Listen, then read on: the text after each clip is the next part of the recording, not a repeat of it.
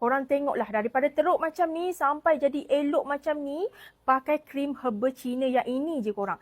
Yang ini sangat-sangat bagus kalau korang ada masalah kulit. Okey, yang gatal-gatal, yang merah-merah, psoriasis, eczema, kurap, panau, alergik makan ataupun apa-apa je sampai korang rasa tak selesa, asyik tergaru-garu, sampai luka-luka, berdarah, kering, bengkak-bengkak, korang cuba ini, okey?